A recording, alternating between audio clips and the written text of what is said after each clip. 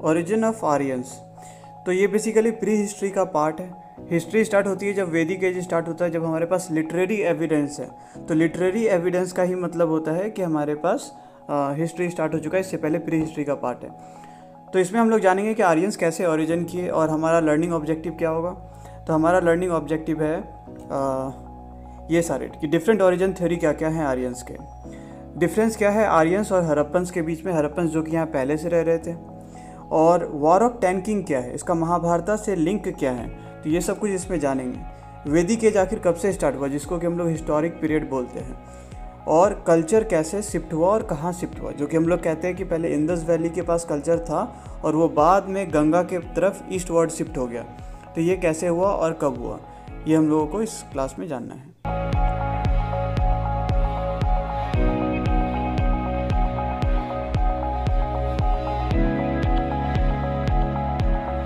तो स्टार्ट करते हैं डिफरेंट ओरिजिन थ्योरी क्या क्या है। तो पहला है साइबेरियन ओरिजिन। साइबेरियन ओरिजिन के जो सबसे बड़े प्रोपेगेटर थे वो थे बाल गंगाधर तिलक। तो बाल गंगाधर तिलक जो है हमेशा ये कहा करते थे कि आर्यंस आए हुए हैं वो साइबेरियन रीजन से आए हुए हैं, जो कि रशिया के नॉर्थ में है। तो साइबेरियन बेसिकली दिखता कैसा, ये इलाका है कहाँ पे, उसको देखते हैं। ये बेसिकली साइबेरिया वाला इलाका है हमारा, और हम लोग देख सकते हैं कि ये वाला एरिया चाइना है, ये ग्रीन वाला एरिया चाइना है, ये कजाकिस्तान है, और ये रसिया है, और रसिया का जो ऊपर वाला इलाका है ये साइबेरिया है। तो बाल गंगाधर तिलक का मानना था कि आर्यंस यहाँ से आए हुए हैं और ये इधर से आते हुए ईरान होते हुए अफगानिस्तान होते हुए इधर से इंडिया में घुसे, ऐसा बाल गंगाधर तिलक का मानना है। तो अब हम लोग देखते हैं अगले थ्योरी को। तो अगला थ्योरी कहता है east European origin theory.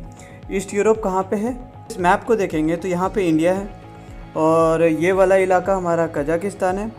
East Europe ये वाला इलाका है जहाँ पे हम लोग ये सारे कंट्रीज़ देख रहे हैं। कौन कौन से कंट्रीज़ यहाँ पे हम लोग देख पा रहे हैं, तो एक पोलैंड है, यहाँ पे कहीं पे ऑस्ट्रिया होगा।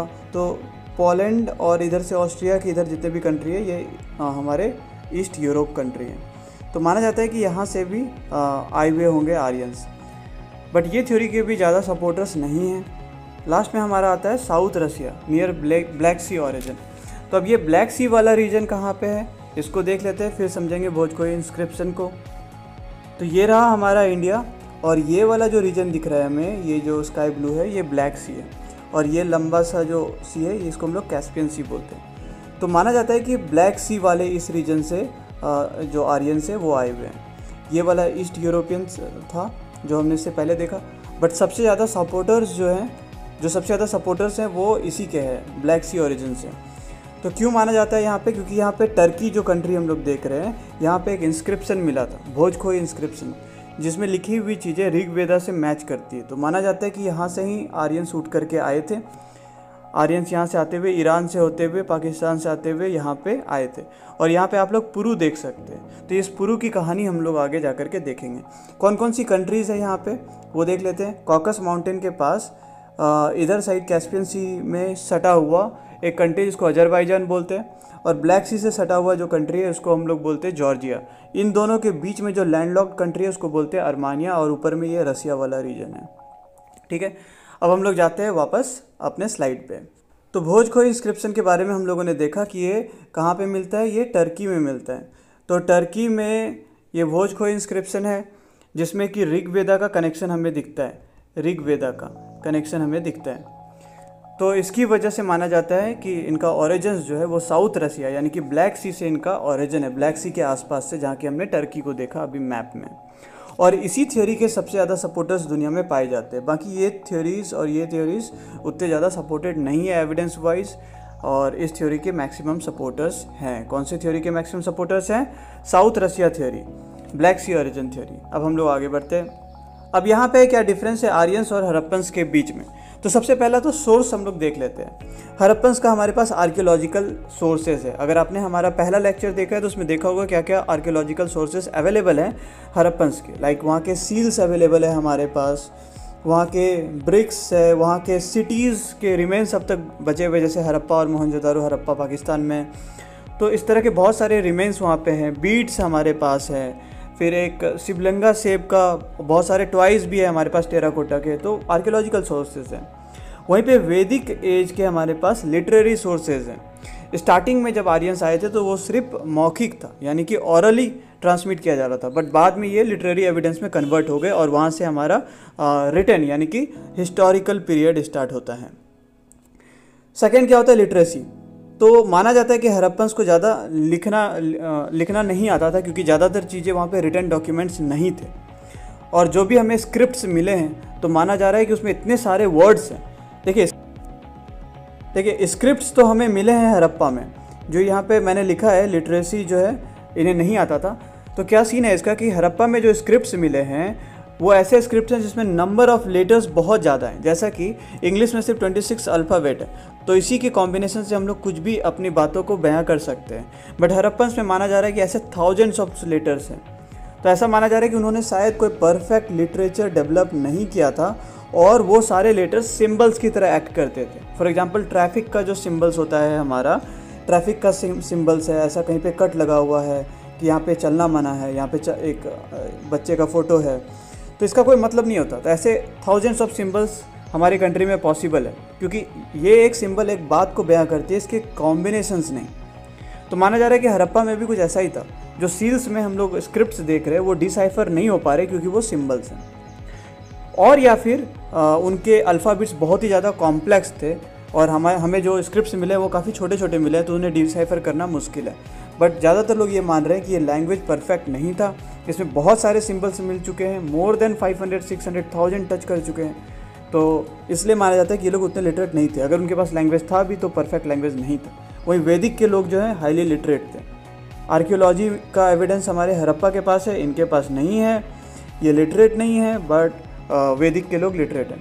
अब इसके अलावा हम लोग देखते हैं लिविंग स्टैंडर्ड कैसा था।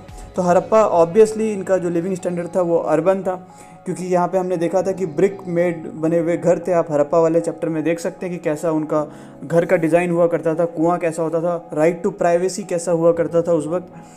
एंड वहीं पे रूरल एंड पेस्टोरल इलाका था हमारे वैदिक में, ज़्यादातर लोग गाय चराना, कैटल हर्डिंग का काम करते थे। अगर पीस की बात की जाए कि समाज में शांति कैसा था, तो वो ऑब्वियसली हड़प्पा में था, क्योंकि यहाँ पे तलवार ज़्यादा नहीं मिला, बल्कि यहाँ पे फैशन के सामान ज़्यादा मिले। फैशन के सामान लाइक जो कान में लगाने वाला होता है, झुमका वगैरह, वो लड़के भी पहना कर रहे थे, एंकलेट जैसे चीज़ें मिला करती थी। तो फैशन वाली चीज़ें ज़्यादा हमें हड़प्पा में मिली। वहीं पे वेपन सोफिस्टिकेशन जो है, not cut actually tick, weapon sophistication जो है हमें वैदिक पीरियड में मिला, यानी कि ये लोग वॉर पे यकीन करते थे, और इसलिए भी माना जाता है कहीं ना कहीं कि इन लोगों ने वॉर डेफिनेटली किया था और हड़प्पन्स को भगाया था।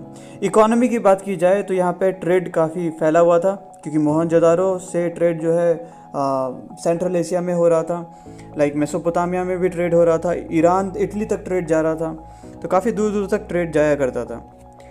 वहीं पे वैदिक पीरियड में जो पेस्टोरल इलाका था, जो हमने ऑलरेडी देखा रूरल इलाका है तो पेस्टोरल ही होंगे, और एग्रीकल्चर भी थोड़ा क्रूड टाइप का था।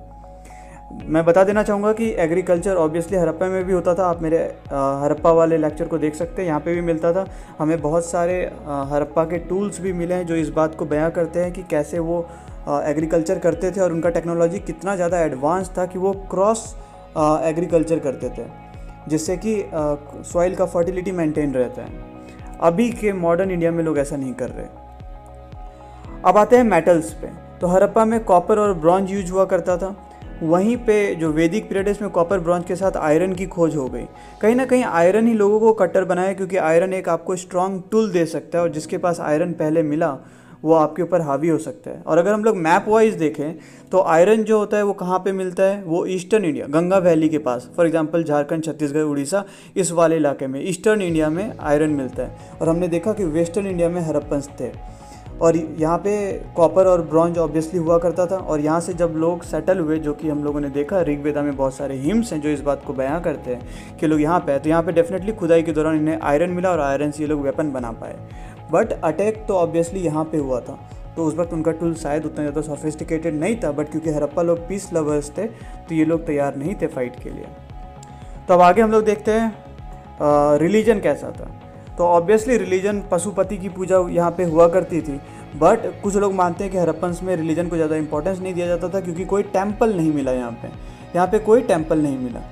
बस एक टेराकोटा का स्टैचू मिला है, जिससे लोग ये अंदाज़ा लगा रहे हैं कि मे बी वो कोई गॉडेस रही होगी। पशुपति का एक स्टैचू मिला। पशुपति यानी कि एक शिव टाइप का एक आदमी है जो एक बाघ के खाल पे यानी कि एनिमल लेदर पे बैठा हुआ है और इसके आसपास एनिमल्स घिरे हुए हैं चारों तरफ से। तो पशु का पति है ये पशुपति, जिसको बाद में लोगों ने कहा कि ये शिव का प्रतीक था। और बट इनका यहाँ पे पूजा हो रहा था या नहीं हो रहा था कोई परफेक्ट एविडेंस नहीं है, बट यहाँ पे कोई टेम्पल नहीं मिला हमें। वहीं पे वैदिक एज में जो वर्शिप था वो स्टार्टिंग में हवा पानी का पूजा हो रहा था, हवा पानी मिट्टी वगैरह का, बट बाद में ये पूजा काफ़ी कॉम्प्लेक्स हो गया लेटर वैदिक पीरियड में। हम लोग जानेंगे ये ट्रांजिशन कैसे हुआ कि एयर वाटर और सॉइल का पूजा करते करते हम लोग प्रजापति, रुद्र और विष्णु का पूजा करने लगे लेटर वैदिक में। तो अर्ली और लेटर वैदिक एज में यहाँ पे ये डिफरेंस है। अब आते हैं हम लोग, क्या ये लोग डिफरेंट टाइप के एनिमल थे दिखने वाइज? तो ऑब्वियसली जो हड़प्पन्स थे वो शॉर्ट एंड ब्लैक दिखते थे और जो वैदिक लोग थे ये टॉल एंड फेयर दिखते थे। इसलिए कई लोग बोलते हैं कि जो वैदिक लोग थे वो काफ़ी गोरे दिखा करते थे और जो वो लोग ही बाद में ब्राह्मण और अपर कास्ट पे तो वो यूजुअली थे। इसका एक और कहानी क्या है कि जो वैदिक लोग थे इन लोगों ने कई जगह अपने बुक में ये वर्णन किया गया है कि ये लोग दासा हैं, दास। तो दासा जैसे वर्ड यूज़ किया जाते थे इन ब्लैक लोगों के लिए, तो ब्लैक के लिए दासा वर्ड यूज़ किया जाता था। वहीं पे खुदाई से पता चलता है कि हड़प्पन्स के लोग जो थे इनका कॉम्प्लेक्शन ब्लैक था। तो इस बात से भी इस बात का प्रमाण मिलता है कि ये दासा हड़प्पन्स के लिए वर्ड यूज़ कर रहे थे। और ये बाद में जाके दासा जो है स्लेव का सिनोनिम बन गया, स्लेव का। तो ये भी कहीं ना कहीं दिखाता है कि हड़प्पन्स के जो लोकल लोग थे इनको छोटा बना दिया गया स्टेटस वाइज। तो कहीं ना कहीं एक सोशल हायरार्की बनना स्टार्ट हो चुका था। अब हम लोग ड्रेस वाइज देखते हैं तो हड़प्पा में कॉटन और वूल था, बट वैदिक एज में वूल जो है प्रीडोमिनेंट कर गया। अब यहाँ से ही लोगों को डाउट हुआ था कि ये लोग साइबेरिया से आए हैं, क्योंकि साइबेरिया जो है बर्फ़ से घिरा हुआ इलाका है नॉर्दर्न रसिया में। रसिया का जो नॉर्दर्न इलाका है यहाँ पे साइबेरिया बर्फ़ से घिरा हुआ है, तो इसलिए लोग वहाँ से आए थे। तो इनको वूल का शौक था और इसलिए इंडिया में ये लोग वूल पहन रहे थे। लैंग्वेज वाइज देखा जाए तो ये ऑब्वियसली अनडिसाइफर्ड है, जैसा कि मैंने ऑलरेडी आप लोगों को यहाँ पे बता दिया कि लिटरेसी इनका ज़्यादा था नहीं, तो इनका जो लैंग्वेज इतने सारे वर्ड्स हैं कि ये डिसाइफर नहीं हो पाया। वहीं वैदिक एज में संस्कृत यूज होता था, अभी से थोड़ा डिफरेंट था, वैदिक संस्कृत था बट डिसाइफर हो चुका है। अब हम लोग आगे देखते हैं। तो होप यहाँ पे कोई डाउट नहीं है। वॉर ऑफ 10 किंग्स ये क्या है? तो बेसिकली ऋग्वेद में ये मेंशन्ड है। ऋग्वेद बुक नंबर 7 में इसका मेंशन किया हुआ है, जिसमें लिखा गया था वॉर ऑफ 10 किंग्स के बारे में। क्या है वॉर ऑफ 10 किंग्स? तो यहाँ से हम लोग समझते हैं। तो एक्चुअली में मान लेते हैं कि एक इंडिया का मैप है, ये गुजरात वाला इलाका है और यहाँ पे कश्मीर वाला इलाका है, ऐसा करके एक मैप है इंडिया का, ठीक है। अब ये वाला जो इलाका है यहाँ पे इसको माना जाता है पुरू। पुरू का क्या मतलब है? वेस्टर्न पंजाब, अभी का जो पंजाब है। और यहाँ पे कहीं रावी और सतलज हुआ करता था, यहाँ पे रावी और सतलज हुआ करता था। तो इसी रिवर के पास फाइट हुई थी। तो ये लोग जा कहाँ रहे थे? ये आर्यंस जा कहाँ रहे थे? ये आर्यंस जा रहे थे कुरुक्षेत्र वाले इलाके में। इसलिए कुछ लोग मानते हैं कि इसी स्टोरी को बाद में महाभारत का स्टोरी का रूप दिया गया था। तो ऋग्वेदा में मेंशन है इस कहानी के बारे में। ऋग्वेदा बुक नंबर 7 में मेंशन को हम लोग यहाँ पे बोलते थे भरत ट्राइब। ये आके फाइट करते हैं पुरू वाले इलाके में, पंजाब वाले इलाके में, यहाँ वाले पंजाब जिसको पुरू बोलते थे, यहाँ वाले इलाके में पुरू ट्राइब से। तो यहाँ 10 किंग का फेडरेशन बना, यानी कि 10 किंग का ग्रुप हुआ और आपस में फाइट हुआ। तो फाइट में ऑब्वियसली ये आर्यन ट्राइब जो है भरत ट्राइब की जीत हुई। जहाँ पे फाइट हुई यहाँ पे रावी और सतलज नदी बहती थी। आप मैप में देख सकते हैं पंजाब के बाहर जो अभी का पाकिस्तान है। तो यहाँ पे यह फाइट हुई, भरत की जीत हुई और पुरु हारे गए। इसलिए भरत को पुरोहिता भी बोलने लगे। पुरोहित का क्या मतलब हो गया? पुरोहिता का मतलब जिसने पुरो को ख़त्म कर दिया, हिता मतलब मार दिया गया। तो पुरोहिता नाम से ये लोग जाने लगे आर्यंस यहाँ पे। और क्योंकि ये कुरुक्षेत्र वाले रीजन में जा रहे थे, पंजाब के बाद हरियाणा आता है, हरियाणा में कुरुक्षेत्र रीजन है, इसलिए लोगों का मानना है कि यही वॉर जो है बाद में महाभारत के नाम से जाना गया, वॉर ऑफ 10 किंग्स। तो समझ में आ गया कि कैसे हम लोग जान रहे हैं कि यहाँ पे आर्यंस आए थे। ऑब्वियसली ऋग्वेदा बुक नंबर 5 से हमें पता चला, जहाँ पे वॉर ऑफ 10 किंग्स के बारे में लिखा पड़ा है। इसके अलावा हमें कहाँ से पता चला? इसके अलावा हमें पता चला भोजखोई इंस्क्रिप्शन के बारे में। भोजखोई इंस्क्रिप्शन हमने यहाँ पे देखा था। अगर आप देखेंगे ये भोजखोई इंस्क्रिप्शन के बारे में,